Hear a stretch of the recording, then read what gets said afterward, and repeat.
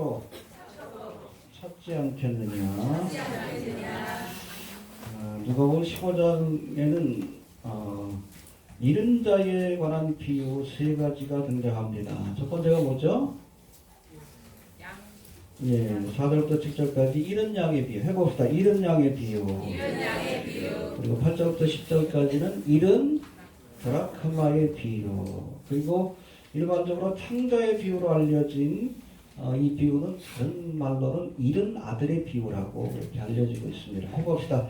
잃은 아들의 비유. 여기서 상징하는 잃은 자란 하나님을 떠나서 죄의 길을 가고 있는 모든 죄인들을 상징하지만 특별히 탕자의 비유에서는 잃은 자의 개념이 이스라엘 내에 있는 세리와 천지와 같은 그런 죄인뿐 아니라 여기서 한 걸음 더 나아가 이방인의 영역으로 확장이 되고 있다는 겁니다. 그들의 관점에서 본 모든 이방인들은 다 잃은 자입니다. 알겠습니까? 하나님의 은총에서 멀어진 잃은 자라는 개념에서 이 탕자에 비해서 둘째 아들은 이방인을 상징하기도 합니다. 이해가 되십니까? 이런 기준으로 보면 하나님을 모르는 인생들은 모두 잃은 자라고 정의해야 합니다. 해봅시다. 모두가 다 잃은 자이다. 있어야 할 자리에 있지 않는 자라는 거예요. 우리 인생들은 본래 여러분 하나님과 함께 살도록 지음받았습니다. 하나님의 품을 떠난 것 자체가 우리가 있어야 할 자리에 있지 않다는 거예요. 주일이면 여러분 이곳에 나와서 예배를 드려야 합니다. 그렇지 않은 사람들이 잃은 자예요. 왜 세상에서 헤매입니까? 돌아와야 합니다. 알겠습니까? 어떤 주님을 알지 못하는, 주님을 알면서도 하나님의 품을 떠난 모든 사람들이 바로 the lost, 잃은 자라는 것을 우리가 기억할 필요가 있습니다. 돌아와야 합니다. 알겠습니까? 잃은 자를 찾기 위해서 지금도 주님이 찾도록 찾으신다라고 말씀합니다. 해봅시다. 찾도록 찾으신다. 찾을 때까지 포기하지 않고 찾으시겠다라는 의지를 보여주신 거예요. 우리도 주님의 마음을 가지고 이런 자를 찾기 위해서 애써야 한다는 겁니다. 이해가 되십니까? 네. 아무튼 이 시간 오늘 본문에 등장하는 세 가지 비유 좀 나눌까 하다가 뭐 다 좀 살펴보는 것이 전체적인 그런 잃은 자에 관한 이해를 돕는데 도움이 된다고 생각해서 이 세 가지 비유를 좀 다 살펴봅니다. 좀 시간이 좀 길어져도 이해하시기 바랍니다. 네, 첫 번째 잃은 양의 비유가 나오는데 우리 4절부터 7절까지 한번 다시 봅시다. 시작.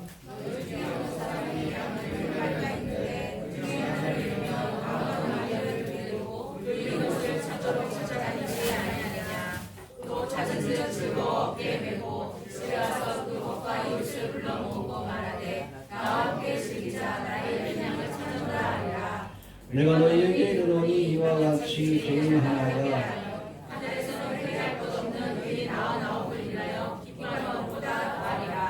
할렐루야.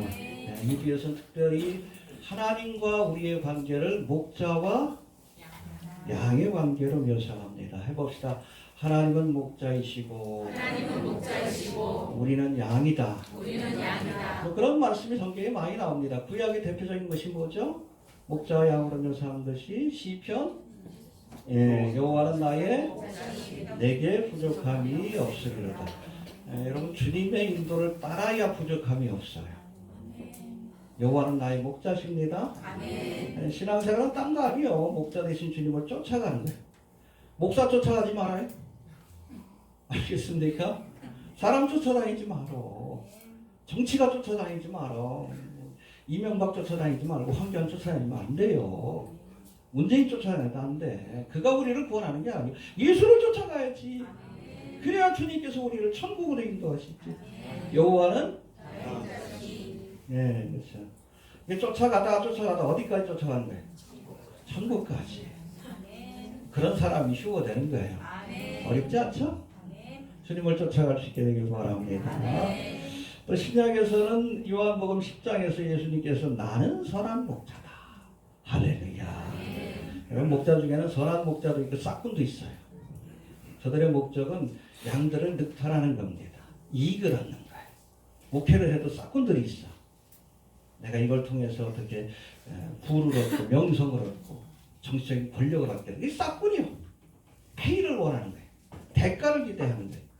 선한 목자는 안 그래요. 양들을 위해서 모든 것들을 내어주고 나중에는 생명까지 내어주는 거예요. 그게 예수님 아니십니까? 이 목자가 바로 그 예수님이 가신 길을 가야 되는데 안 그러니까 문제가 되는 거지. 왜 이렇게 싹군들이 많고 정치꾼들이 많은지. 선한 목자가 되어야 합니다. 아무튼 목자와 양으로 묘사하는 말씀이 나오는데 사실 이 양은 굉장히 미련하다고 합니다. 이 가축 중에서도. 그래서 보통 다른 그 짐승들은 길을 나갔다가도 집을 곧잘 찾아와요. 뭐 진돗개 같은 경우에 뭐 소를 데려갔는데 뭐 진돗개까지 내려가는 그런 사례도 있을 정도로. 근데 양은 길을 못 찾아. 미련해가지고 길을 못 찾아요. 그래서 길을 잃어버리면 치명적입니다. 그리고 양은 자기를 방어할 수 있는 특별한 능력이 있는 것도 아니에요. 뭐 발이 빠르다든지 뿔이 날카롭다든지 아니면 사나운 이빨이 있다든지. 그래서 이 양은 목자의 도움이 없이는 생존하는 것 자체가 불가능합니다. 그래서 여러분 목자의 곁을 떠난 양이 치명적인 거예요. 해봅시다. 양은 목자의 도움이 절대적으로 필요하다. 우리가 믿음 생활을 유지하기 위해서는 이 신앙의 길을 무사히 통과하기 위해서 잡아먹으려고 하는 자들이 너무나 많잖아. 예수님의 도움이 필요합니다. 날마다 주님 앞에 기도하고 도움을 요청해야 되는 거예요. 반대로 여러분 목자는 양의 도움이 필요 없어요. 하나님은 우리가 없어도 존재하십니다. 우리는 하나님이 절대적으로 필요하지만 자존자이시기 때문에 이해가 되십니까? 예. 그러나 양은 목자의 도움이 필요한 거예요. 이해가 됩니까? 예. 이렇듯 생존을 위해선 목자의 도움이 절실한 양이 왜 목자의 곁을 떠났을까? 아마 일부러 그렇진 않았을 것 같아요. 그렇죠? 근데 이렇게 풀을 뜯다가 그래서 양이 야 이제 좀 딴 데로 가야 한다. 다른 양들은 다 99마리인 그 말을 듣고선 쫓아갔는데 이 정신없이 풀 뜯다가 듣지 못한 거예요. 믿음 생활을 하다 세상길 간 사람들이 대부분 보면 이런 케이스가 많아요. 세상에서 살다가 바쁘다는 핑계로. 지난 시간에 살펴봤죠? 소도사야 하고 장가가야 하고 논밭에 가서 할 일이 많아. 뭐 특별한 이유가 있어서 교회 안 나오는 게 아니야. 특별한 이유가 있어서 하나님을 떠나는 게 아니라 그냥 풀을 뜯어먹다가 정신없이 살다 보니까 믿음의 길에서 멀어졌는데 그 결과가 치명적이라는 뜻이에요. 여러분 우리가 풀을 뜯더라도 귀는 목자의 음성을 들어야 돼. 여러분 그 마태오 25장에 보면 뭐 휴거받는 사건에 대한 설명 24장에 나오네요. 근데 뭐 하다가 들림 받았어요? 맷돌 갈다가 두 남자가 뭐 하다가 그래서 한 사람은 들림 받고 한 사람은 남겨졌다. 들림 받은 사람 어떤 사람이에요? 맷돌질을 하고 쟁기질을 해도 그렇죠. 우리가 열심히 직장 생활하고 우리가 주어진 일을 하더라도 귀는 열어둔 거예요. 하나님의 음성을 듣기 위해서. 가자 하실 때 쫓아간 겁니다. 풀을 뜯더라도 귀는 열어놔야 돼. 하나님의 음성을 들어야죠. 가자 하실 때 가지 않으면 남겨지는 거야. 레프트 비하인드 아닙니까 그게. 뒷나이 유명한 소설 그게 바로 레프트 비하인드 아니에요. 남겨져가지고 7년 동안을 겪는데 그때도 여러분 구원의 기회는 있지. 그러나 순교를 각오해야 돼. 어떡할 거예요? 귀를 열고 삽시다. 네. 바빠도 부탁드립니다. 여러분 맷돌지 하지 말라는 게 아니에요. 집안 살림 하지 말라는 거 아니에요. 뭐 예수 믿고 뭐 주님 오시려고 가깝다고 흰옷 입고 와가지고 뭐 찬송만 부르는 거 아닙니다. 열심히 일하셔요. 쟁기질도 하고. 그러나 귀는 열어놓고 다. 부르시면 갑시다. 아니면 남겨집니다. 이 양처럼. 이해가 되십니까? 또 두 번째, 비록 부주의함으로 길을 잃었다 할지라도 목자를 잃은 양은 치명적인 결과를 맞이할 수밖에 없어요. 다시 찾아주지 않으면 죽습니다. 홀로 살 수가 없어요. 또 들판에는 뭐가 있어? 사나운 짐승들이 있잖아. 짐승의 밥이 될 수밖에 없는 거예요. 근신하라 깨어라 너희 대적 마귀가 우는 사자와 같이 두루다니며 삼킬 자를 찾나니. 누구를 삼키려고? 잃어버린 양들을 삼키려고. 어떤 경우에도 여러분 하나님의 품을 떠나면 안 됩니다. 해봅시다. 떠나면 죽는다. 그런 마음을 가지고 확 붙드세요. 예수님 옷자락을 확 붙들고 놓지 않기를 바랍니다. 이해가 됩니까? 예. 아무튼 이렇게 잃어버린 양을 목자가 찾기 위해서 나섰다라고, 길을 나섰다라고 말씀합니다. 할렐루야. 4절 한번 봅시다. 시작.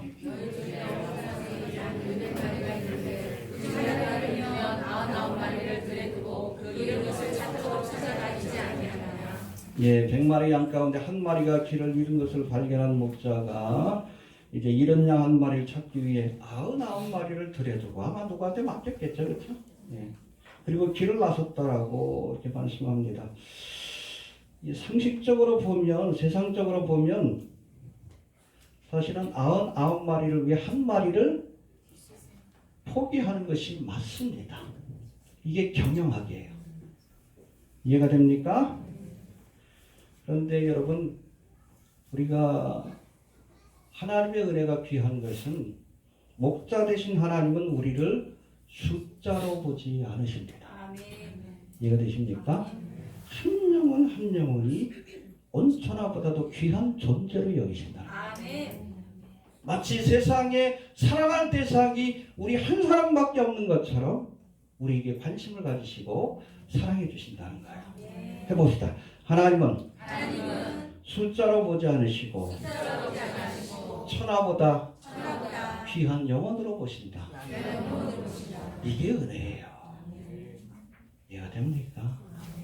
아무리 이곳에 많은 사람들이 있다 할지라도 정말 하나님은 여러분 한 사람 한 사람을 세상에 사랑할 대상이 하나밖에 없는 것처럼 여기시고 우리를 사랑해 주신다는 거예요. 이해가 됩니까? 요즘 교통과 음향시설의 발달로 대형화되고 있는 교회들이 많이 생겨납니다.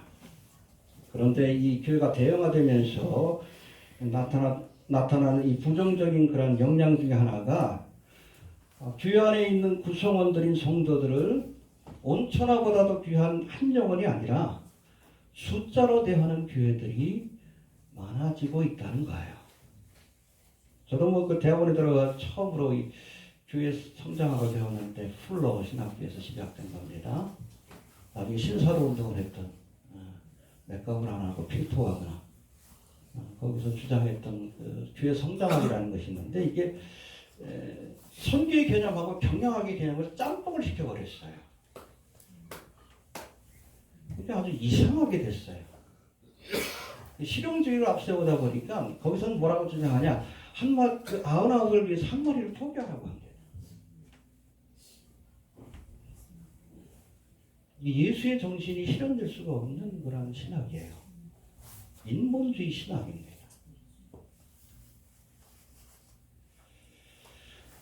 교회가 세속화되고 기업화되면서 이런 퇴행적인 현상들이 나타났어요. 그럼 대형교회 같은 경우 부교육자들이 어떻게 평가를 받는지 아십니까? 저희가 담당하고 있는 구역이나 아니면 기관, 거기 숫자가 줄어들면 지만 썼어요. 늘어나면 보너스 받습니다.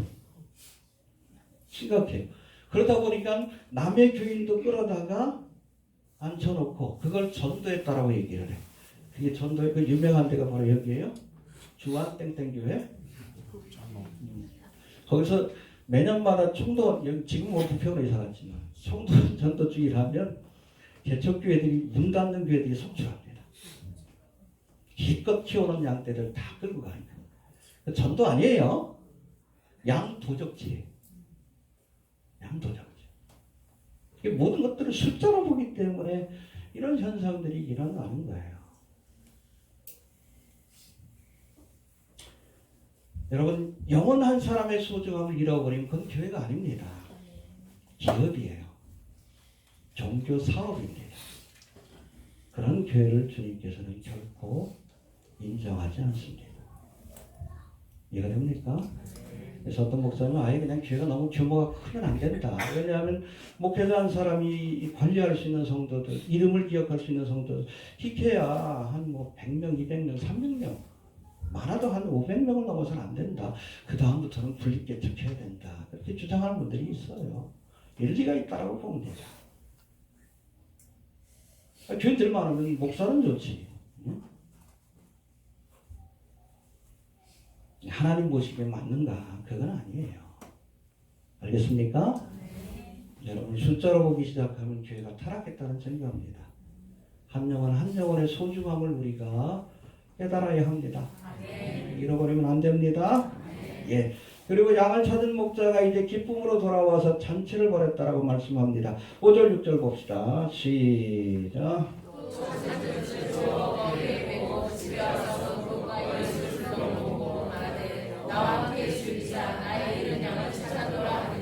예, 너무 기뻐했어요. 이런 양 한 마리 갖고 이 양은 어깨에 메고 얼마나 좋았던지. 성화에 보면 그런 것들이 많이 나오죠. 기뻐했습니다. 그리고 7절 유명한 말씀인데 우리 한번 봅시다. 시작. 내가 너희에게 이르노니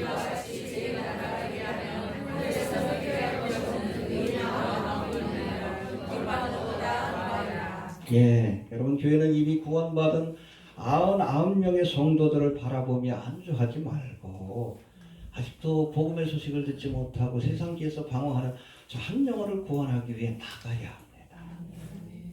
나가야 합니다.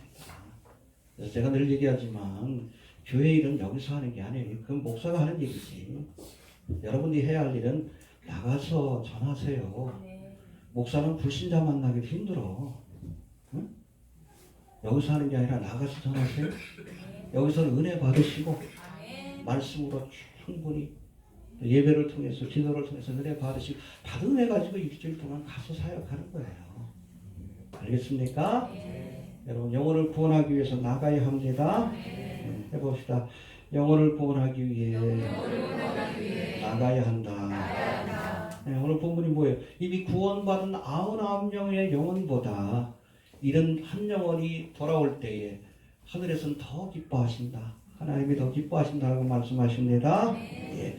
또 두 번째 이제 8절부터 10절까지 이른 드라크마의 비유인데 읽어보고 넘어갑시다. 8절부터 10절까지 시작. 어느 여자가 10드라크마가 있는데 하나를 잃으면 누구를 펴고 집을 쓰며 스스로 주러는 자체가 아니하겠느냐. 또 찾으려 뭔가 열심을 넣어 말하되 나와 함께 즐기자. 이른 드라크마를 찾아노라 하리라. 내가 너희에게 이르노니 이와 같이 제 나라가 되게 하면 하나님의 사들 앞에 기쁨이 되느니라. 예, 이런 양의 비유에 이어서 예수님이 또 다른 비유, 이런 드라크마의 비유를 주셨는데 8절에 보니까 한번 해봅시다. 어느 여자가 10드라크마가 있는데 그 중에 하나를 잃었다. 이 드라크마는 데나리온하고 같은 가치입니다. 한 데나리온은 남자 장정의 하루 풀사. 그러니까 한 10만 원 내지 20만 원 정도 되는 그런 가치라고 보시면 됩니다. 한 드라크마가. 이 10드라크마가 구체적으로 무엇일까에 대해서 많은 주경가들이 이 여자가 결혼할 때 남편에게로부터 받은 지참금으로 그렇게 해석을 내립니다. 이해가 되십니까? 예.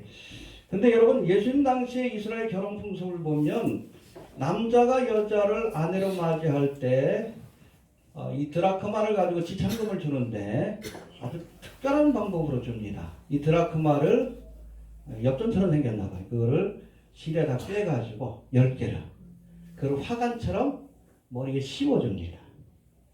이게 일종의 결혼 반지예요. 지금의 굉장히 소중합니다. 그게 뭐 100만 원, 200만 원 그 돈의 가치가 소중한 것이 아니라 남편으로부터 받은 일종의 결혼 반지 같은 건데 그 중에 하나를 잃어버렸어. 10개가 맞아야 이게 맞을 거 아니에요. 그렇게 애써서 찾은 이유가 바로 여기 있는 겁니다. 이해가 됩니까? 예. 이제는 드라크마의 비유를 조금 더 구체적으로 살펴볼 텐데, 먼저 이 여자가 드라크마를 잃어버린 것은 여자의 부주의함 때문이라고 보아야 합니다. 알겠습니까? 8절 한번 다시 봅시다. 시작.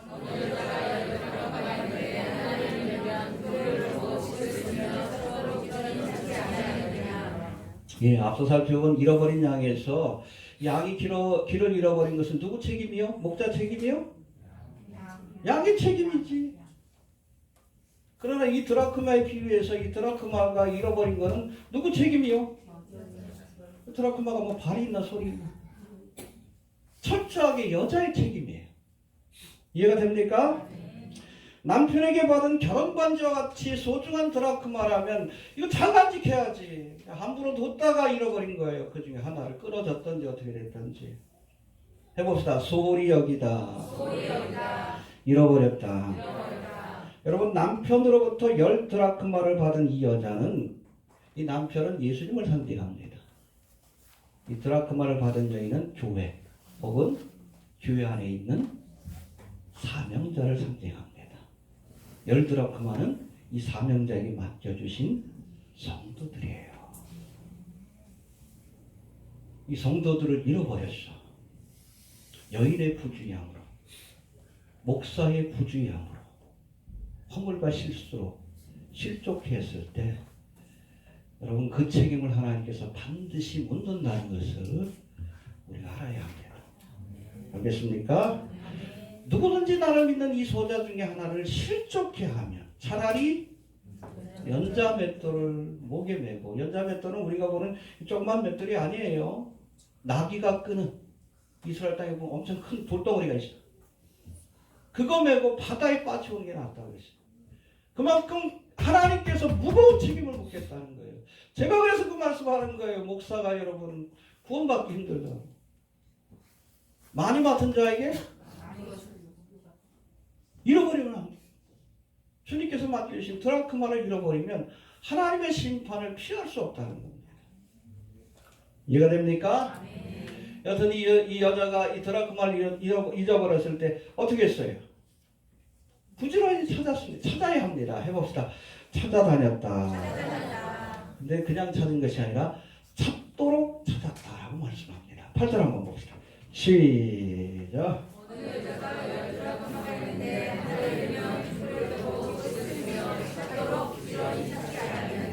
예, 여러분 목자가 양을 찾을 때도 찾도록 찾아다녔다.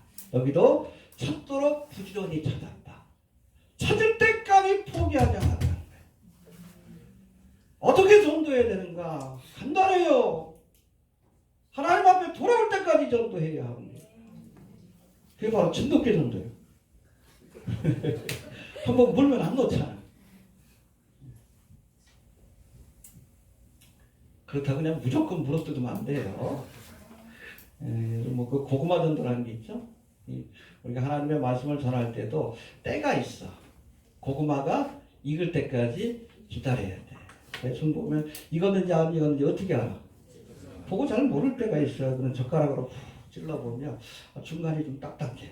그럼 조금 더 기다려야 돼. 그 열매가 익을 때까지. 중간에 푹푹 한번 찍어보는 거예요. 말씀을 던져보는 겁니다. 마음이 열릴 때까지. 열렸을 때는 인도하면 되는 거예요. 찾도록 찾아야 합니다. 포기하지 않길 바랍니다. 알겠습니까? 하나님께서 반드시 구원해 주실 줄 믿고 해봅시다. 찾도록 찾아야 한다. 언제까지 전도한다고요?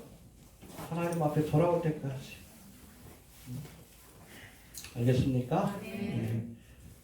주님 오실 날이 가깝긴 한데 어쨌든 끝까지 포기하지 말고 지금 안 믿어도 나중에 정말 휴거 사건이 일어나고 7년 대화가 찾아오면 그때는 또 여러분 대대적인 부흥의 역사, 회개의 역사가 나타난다고 했어요. 그때라도 믿을 수 있도록 우리가 복음의 말씀을 열심히 뿌릴 수 있게 되길 바랍니다. 해봅시다. 찾도록 찾아야 한다. 포기하지 마십시오. 예. 그 다음에 세 번째, 이른 아들, 탕자의 비유가 11절부터 32절까지 나오는데, 오늘 본문에는 이 탕자로 알려진 둘째 아들 말고도 이 탕자가 아버지의 집으로 돌아온 일로 인해 기뻐하기보다는 오히려 탕자를 받아준 아버지에게 불평을 말하고 이 탕자를 자신의 동생이죠. 정죄의 마음으로 대했던 이 첫째 아들에 관한 그런 말씀도 나오는데, 어떤 분은 진짜 탕자는 이 큰아들이다 라고 얘기를 합니다. 여기서 작은 아들은 누구를 상징해요? 이방인을 상징합니다. 큰아들은 이스라엘. 저들에게는 이방인들을 하나님께로 인도하는 사명이 맡겨졌어요. 어디에 나옵니까? 출애굽 29장에 나와. 하나님과 언약을 맺을 때 저들에게 주신 약속이 있어요. 너희가 제사장 나라가 되리라. 해봅시다. 제사장 나라가 되리라. 여러분, 구약의 제사장의 역할이 뭡니까? 죄인을 하나님께로 인도하는, 죄인과 하나님을 연결시켜주는 사명자가 제사장이에요. 지금으로 따지면 이 제사장의 사명은 선교적 사명입니다. 죄인들로 하여금 하나님 앞에 나올 수 있도록 그 중간에 중매 역할을 하는 것이 그게 바로 제사장의 역할이에요. 그럼 제사장 나라가 된다는 건 뭡니까? 이스라엘 백성이 많은 이방 나라들을 하나님께로 인도하는 선교적 사명을 감당해야 된다는 거예요. 그걸 감당하지 않으니까 하나님께서 패하신 거예요. 이해가 됩니까?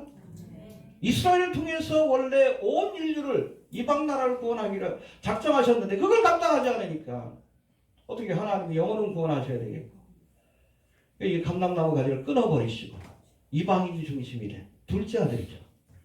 돌감람나무 가지를 접붙여서 선교적 열매를 맺게 하신 겁니다. 그래서 여러분, 구약성경에 보면 교회에 관한 것이 하나도 안 나와. 원래 계획이 없던 겁니다. 감춰졌던 거예요. 미스테리오. 하나님이 감추셨던 거예요. 본래 계획은 이스라엘을 통해서 구원하시는 건데, 저들이 이것을 거부함으로 이것이 교회로 넘어가게 되는 거예요. 이해가 됩니까? 그리고 아무튼 이렇게 2000년 동안 선교적 열매를 맺었던 이 교회가 다시금 휴거의 사건으로 사라지게 되면 본래 참감람나무 가지였던 이스라엘이 회복되고, 그 7년 대환란 동안에 있을 일이에요. 그리고 저들이 땅끝까지 복음을 전파하여 수많은 사람들을 주님께로 인도하는 선교적 사명을 완수하게 될 겁니다. 제가 늘 말씀드리지만 교회는 선교적 사명을 감당하다 가는 겁니다. 마지막 여러분 익은 곡식을 거두는 마지막 사명은 이스라엘에게 남겨진 거예요. 이걸 잘 모르니까 자꾸 혼동하시는 거예요. 아직까지 미전도 종족이 있고 예수 안 믿는 사람도 있는데 어떻게 주님 오시는? 아니요. 지금 오셔도 상관없습니다. 그 일은 이스라엘이 마무리 짓게 될 거예요. 14만 4천 명이 중심이 되어서. 이해되십니까? 그 전에 우리 휴거되어야 합니다. 아무튼 그런 의미에서 이 마다들은 이스라엘 상징하기도 하고 또 다른 탕자라고 많은 성서학자들은 이렇게 말하고 있습니다. 근데 이 탕자의 비를 조금 더 살펴볼 터인데, 먼저 12절 한번 봅시다. 시작.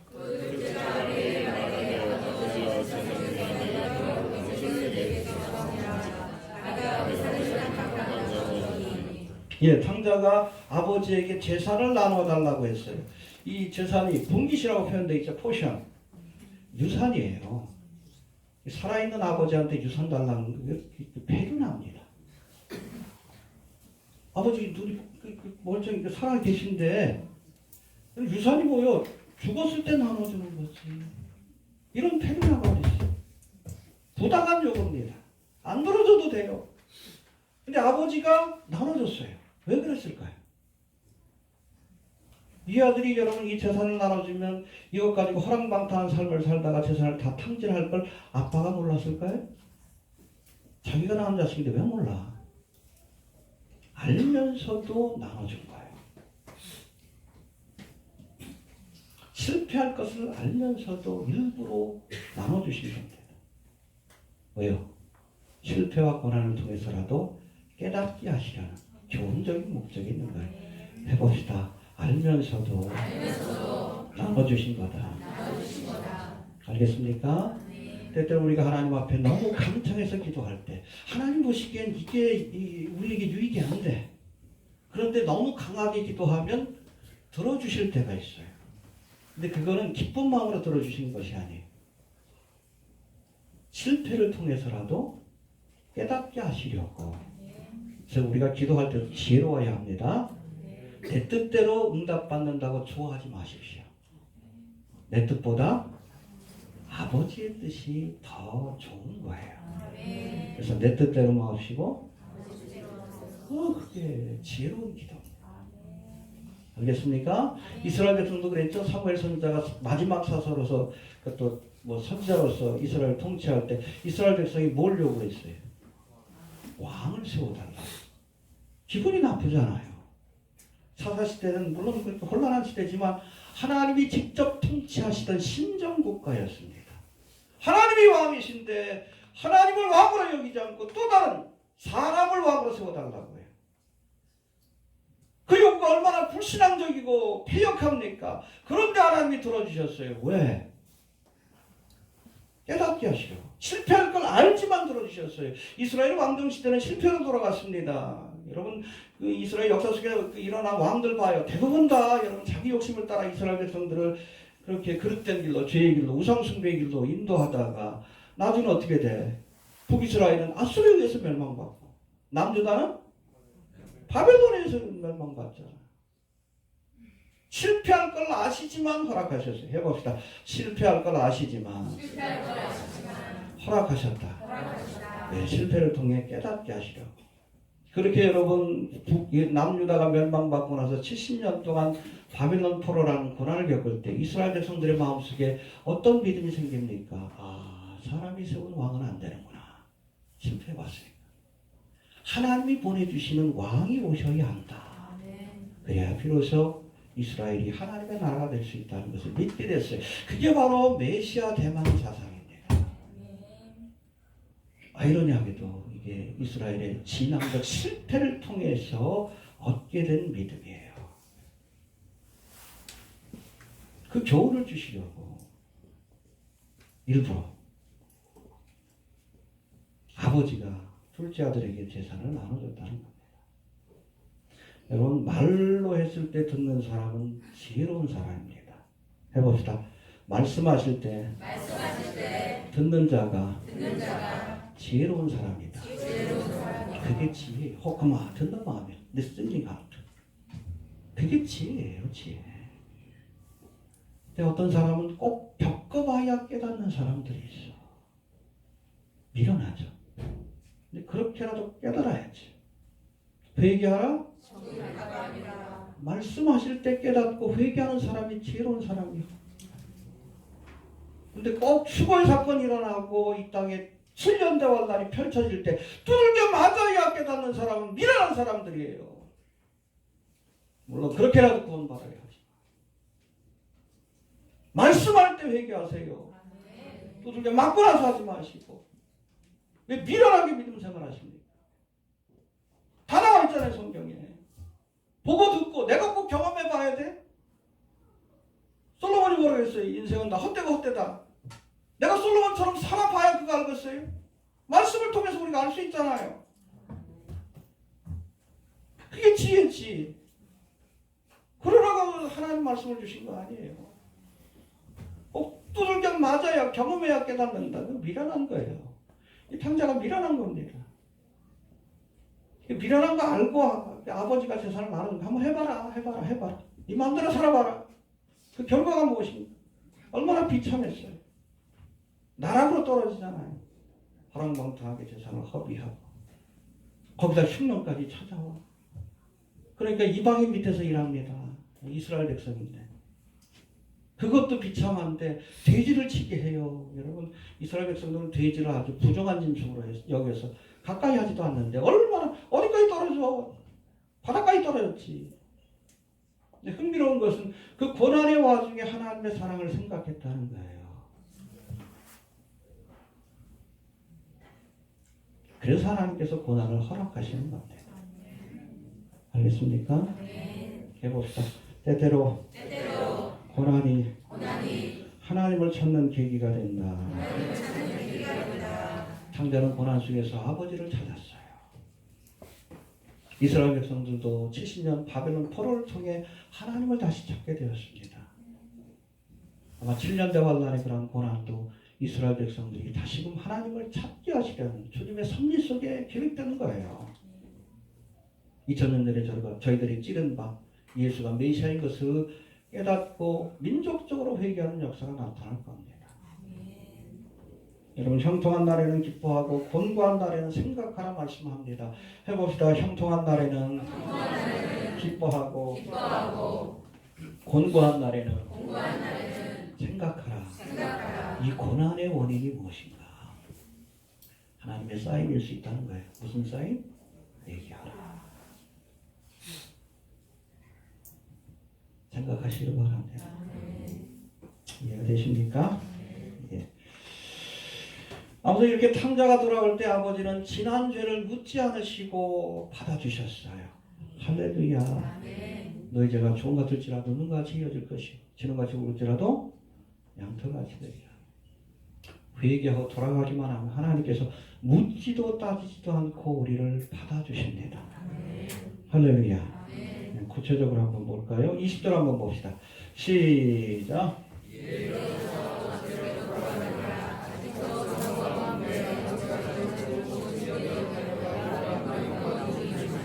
그렇죠. 이제 이방 땅에서 비참한 삶을 살다가 아버지 집에는 품꾼도 풍족히 먹는데 내가 여기서 줄여 죽게 되었구나. 한탄하면서 돌아가기로 결단. 그게 위대한 결단이에요. 해봅시다. 돌아가야 한다. 회개가 그거예요. 우리가 그릇된 길, 세상 길로 가다가 돌이키는 것, 리턴하는 것이 회개입니다. 하나님께로 돌아가는 거예요. 돌아가야 합니다. 돌아갈 때 회복의 역사가 나타나. 그런데 돌아가서 이렇게 아버지 집을 향해서 길을 가고 있는 얼마나 마음에 걱정이 되겠어요. 아버지가 날 받아줄까? 내 죄를 용서해 줄까? 근데 그 아들의 모습을 누가 먼저 봤다고요? 그렇죠. 아들이 아버지를 먼저 본 게 아니에요. 아버지가 아들을 먼저 알아봤습니다. 기다리고 있었던 거예요. 나갈 때 형색하고 얼마나 많이 변했겠어요. 거지가 돼서 왔는데. 근데 아버지가 거지가 돼서 올 걸 아는 거예요. 딱 거지 한 마리가 오니까 저놈이다. 깨달은 거예요. 기다린 겁니다. 나갈 때부터. 하나님이 기다리고 계십니다. 돌아오길 기다리고 계세요. 돌아와 그러잖아요. 돌아가시길 바랍니다. 그냥 염치 없지만 우리는 탕자예요. 자격도 없고 염치도 없잖아. 그래도 돌아가야 돼요. 돌아오길 기대하시기 때문에 그래요. 내가 잘나서가 아니라 하나님이 기다리시니까 돌아가야 돼. 아멘. 예, 아무튼 돌아갈 때 하나님께서 회복시켜 주셨는데 22절도 봅시다. 시작.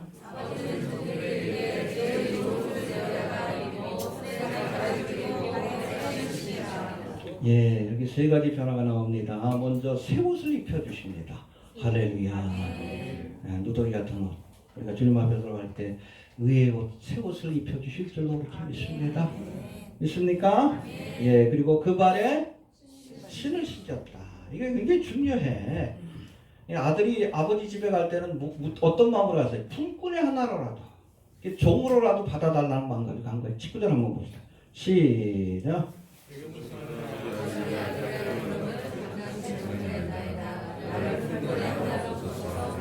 네, 품꾼의 나를 종으로 받아달라. 그런데 신을 신겼어요. 여러분 당시의 종들은 신발을 신을 수가 없습니다. 종이 아닌 아들로 받아준다는 표시예요. 할렐루야.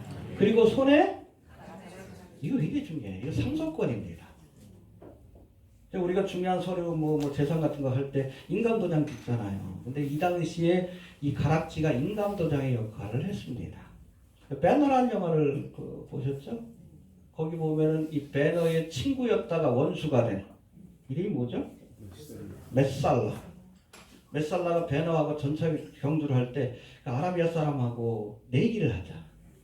그래서 전 재산을 걸고 그때 뭘 해요? 반지를 그 계약서에 딱 찍습니다. 이 인감도장이에요. 이걸 껴준 것은 상속권을 회복시켜 주신 거예요. 다 탕진했는데 그걸 다 회복시켜 주셨어요. 이게 토탈 셀베이션이에요. 우리가 주님 앞에 갈 때 이게 우리의 신분뿐 아니라 특권까지도 다 회복시켜 주십니다. 할렐루야. 잃어버렸던 아담이 본래 갖고 있던 여러분 만물의 영장으로서 갖고 있던 이 특권과 축복을 다 회복시켜 주셔요. 돌아가기만 하면 됩니다. 반지를 끼워 주십니다. 하나님의 나라를 유업으로 얻을 수 있는 하나님의 자녀가 되게 하셔요. 이게 얼마나 귀해. 돌아가기만 하면 돼. 돌아가기만. 간단하잖아요. 그것도 못해요. 간단하잖아요. 그리고 이제 이렇게 돌아온 탕자를 아들로 받아준 뒤에 이제 아버지가 큰 잔치를 벌여서 동네 사람들하고 기뻐했는데 한번 봅시다. 23절 24절 시작. 그리고 사실 소마들을 끌어다가 저가 우리가 먹고 즐기자. 이 내 아들은 죽었다가 살아났으며 내가 여기다가 다시 하니 너희가 죽어오라. 여러분 한 영혼이 하나님께로 돌아갈 때 하나님의 나라에서 큰 잔치가 벌어집니다. 할렐루야. 그래서 우리가 다니엘서 나오죠. 많은 사람을 의의 길로 인도한 사람은 하늘의 별과 같이 빛나리라. 그게 얼마나 귀한 사명인 줄 아시기 때문에 그래요. 아무튼 한 영혼 전도하면 온 천하를 얻은 것보다 더 귀한 한 영혼인 것을 우리가 기억할 수 있기를 바랍니다. 아무튼 이렇듯 탕자가 돌아온 사실을 집안 식구 모두가 다 좋아했어요. 기뻐했습니다. 해봅시다. 집안 식구 모두가 기뻐했다. 한 사람만 빼고 누구? 큰아들, 맏아들만 빼고. 기뻐하지 않을 뿐 아니라 불평을 말합니다. 뭐라고 불평해? 29절, 30절 봅시다. 시작.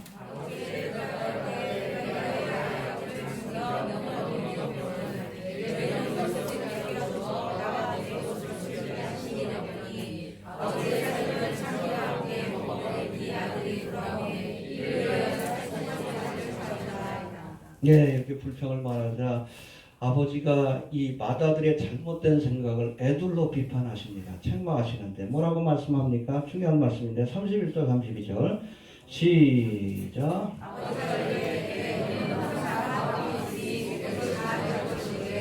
이내 동생은 죽었다가 살았으며 내가 여기다가 얻기로 우리가 지금 두 가지 근거를 들어서 이 아들의 그릇된 마음, 완악한 마음을 책망하시는데 첫 번째, 너는 항상 나와 함께 있었다. 하나님의 은총 가운데 살아왔다는 거예요. 이게 얼마나 귀한 거예요. 그거를 여러분 은혜로 여기고 감사로 여겨야 합니다. 이스라엘 백성들이 그러지 않았어요. 항상 하나님의 집에서 살아왔죠. 은혜를 여기지 않아요. 가끔 보면 너무 하나님께서 귀한 은혜를 주시면 은혜를 권리로 여기는 사람들이 있어요. 아니에요. 배은망덕이라고 하죠. 그리스도인들이 가질 수 있는 첫 번째 죄가 하나님의 은혜를 잃어버리는 거예요. 이스라엘의 절기뿐 아니라 교회의 절기, 모든 절기는 다 하나님이 주신 은혜를 기억하는 날입니다. 주일은 뭐예요? 부활하신 날이에요. 안식일에서 주일로 바뀐 이유가 뭐있어요 부활의 소망을 주신 은혜를 기억하는 날이에요. 6월절은 뭐예요? 이스라엘 6월절. 출애굽의 사건을 기념하는 거. 그렇죠? 장막절은 광야 40년 동안 지켜주신 것을 기억한 거. 하나님의 은혜를 기억해야 돼요. 기억하라고 절기를 하나님께서 만들어주신 겁니다. 기억해라, 기억해라, 기억해라. 장막절의 은혜를, 오순절의 은혜를 해봅시다. 기억해야 한다. 그게 첫 번째 죄예요. 하나님의 은혜 가운데 살면서도 그걸 은혜로 여기지 않는 것이 첫 번째 죄입니다. 배은망덕이에요. 그런가 하면 32절에서는 뭐라고 합니까? 32절에서는 이 내 동생은 죽었다가 살았으며 잃었다가 얻은 것이다. 이 말씀을 통해서 하나뿐인 동생이 회개하고 돌아온 것을 보면서도 전혀 기쁨을 느끼지 못하는 완악한 마음을 책망하신 겁니다. 얼마나 귀합니까? 죽었던 영혼들이 살아서 돌아오는데 그걸 보면서도 기뻐하지 않는 자, 그게 바로 탕자예요. 마다들이 탕자 아니에요? 이해가 됩니까?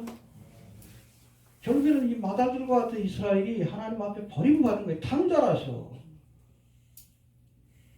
하나님의 은혜를 감사하지도 않고 저들에게 제사장 사명이 주어졌다고 했죠. 이방인을 구원하고 전도하는 사명, 어찌 보면 둘째 아들을 데리고 오는 사명이 마다들에게 주어졌다는 거예요.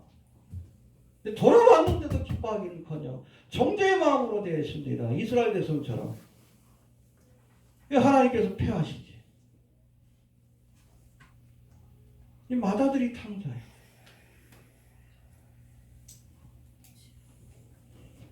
오늘날에도 마다들처럼 하나님의 백성을 자처하면서도 잃어버린 영혼을 구원하는 일에 무관심한 자들이 하나님의 마음을 가장 아프게 하는 진짜 탕자라는 것을 우리가 기억할 필요가 있습니다. 예. 죽어가는 영혼들에게 관심이 없다면 또 저들을 구원하는 일에는 관심 없고 정죄하는 일에만 우리가 관심이 있다면 그게 바로 바리새인 서기관이고 탕자입니다. 알겠습니까? 예. 정리합니다. 목자가 잃은 양을 찾기 위해 길을 나섰고 또 여인이 잃은 드라크마를 찾기 위해 온 집안을 뒤졌고 아버지가 탕자가 돌아오길 안타까운 마음으로 기다린 것처럼 우리도 하나님의 품을 떠나 이제 죄악된 길에서 헤매이고 있는 잃어버린 자들을 찾기 위해 길을 나서야 합니다. 찾도록 찾지 아니하겠느냐. 그래서 우리 주변에 있는 탕자들을 또 잃어버린 자들을 우리가 생각하면서 그 영혼들을 구원하기 위해 우리가 빚진 자의 마음을 가져야 합니다. 그렇잖아요. 자격 없는 우리가 은혜 받고 복음 듣고 예수 믿고 구원 받았으니 이제는 빚진 자의 마음을 가져야지. 복음의 빚진 자 그 마음을 가지고 열심히 전도해서 얼마나 시간이 주어질지 모르겠는데 이번에 그 트럼프가 한 거 보고 전쟁 나는 줄 알았어. 시나리오가 그렇습니다. 이란과 여러분 이스라엘이 붙으면 미국이 붙으면 그 다음에 고가마국 전쟁이에요. 여차직 하면도 일어날 뻔했어요. 미국이 이란을 치죠. 이란이 보복을 하죠. 그리고 또 다시 미국이 보복을 하게 되면 여러분 이란은 이스라엘을 친다 그랬죠. 그래서 이스라엘이 가만히 있습니까? 아마 그 비행기를 보내가지고 이란에 있는 핵시설과 군사시설을 아작을 냈을 거예요. 그럼 어떻게 해? 이란이 동맹국인 터키와 러시아와 함께 리비아하고 수단까지 포함된 고가마의 군대가 이스라엘을 치는 거예요. 근데 칠 때 미국이 개입하면 3차 대전이 돼요. 근데 만약에 그 전쟁이 있기 바로 직전에 슈거의 사건이 일어나면 미국은 개입을 못해요. 곧바로 고가마의 전쟁이 일어나고 7년 대환란이 시작이 되는 겁니다. 이게 근본주의 여러분 종말론 학자들이 보여주고 있는 이야기하는 여러분 종말의 타임테이블이에요. 제 얘기가 아니라. 최근까지는 왜 미국이 이 고가마국 전쟁, SB 38전 39장의 전쟁입니다. 왜 개입을 못하는가? 그게 하나의 그 퀘스천 마크였어요. 많은 학자들이 이게 혹시 미국이 그 전에 고가마국 전쟁이 일어나기 전에 경제가 무너지지 않을까? 아니면 뭐 북한의 EMP 폭탄으로 인해서 기관시설이 마비되는 사건이 일어나지 않을까? 여러 가지 시나리오가 있었는데 최근에는 그전에 슈거의 사건이 일어날 것이다라는 주장들을 많이 합니다. 미국은 여러분 뭐 많은 그리스도인들이 슈거가 될 것이기 때문에 저는 트럼프가 슈거 될 거라고 봐요. 저는 그렇게 봅니다. 많은 미국에 있는 그리스도인들이 이 트럼프를 거듭나지 난지 얼마 되지 않은 어린아이 같은 그런 그리스도인이라고 얘기를 합니다. 저는 될 것 같아요. 철저하게 이스라엘 편에 들잖아. 이건 근본주의 신앙입니다. 주의 편을 들고 있고. 여러분 오바마의 정책은 엔티바이블이에요. 성경에 대적하는 정책을 펼쳤습니다. 그 자신도 이슬람이었고. 근데 그 정책에 완전히 반대되는 정책을 지금 트럼프가 하고 있어요. 예루살렘이 이스라엘 수도로 선언했죠? 근데 여러분 그거는 이미 1995년인가 6년에 미국 의회에서 통과가 된 거예요. 그런데 어떤 대통령도 그것을 나서서 실행하지 못했어요. 법은 통과가 됐는데 못한 거예요. 용기가 없는 거예요. 이 트럼프가 한 거예요. 대단한 사람, 미친 사람이에요. 그 마음을 하나님이 귀히 여기시고 쓰시는 겁니다. 여러분 세련되고 경건한 척하는 사람 하나님 기뻐하지 않습니다. 투박해도 입다와 같이 베드로와 같이 투박해도 그 중심이 바로 서 있는 사람을 하나님 쓰십니다.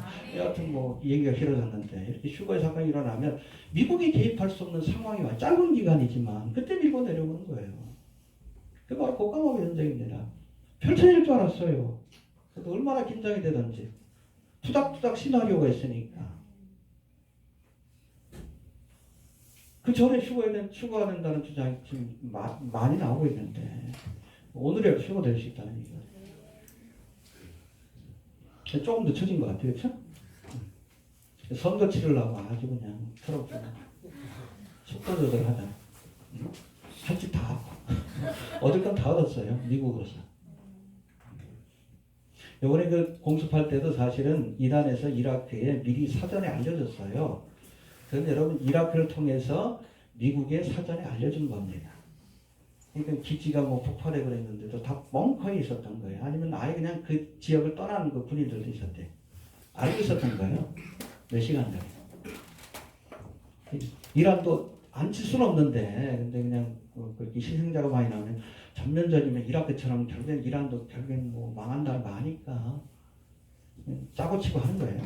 트럼프. 국내용이지 그건 다.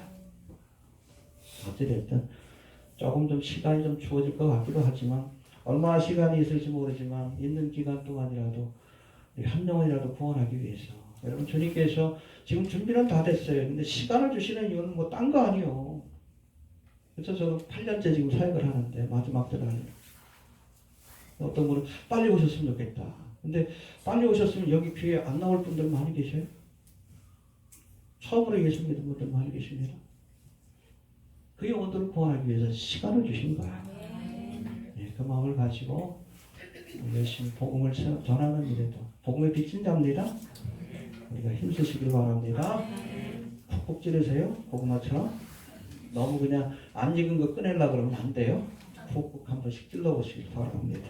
주실 말씀부터 기도합니다. 주의 오심 임박합니다. 하나님 마지막까지 맡기신 사명 잘 감당할 수 있게 해주시옵소서.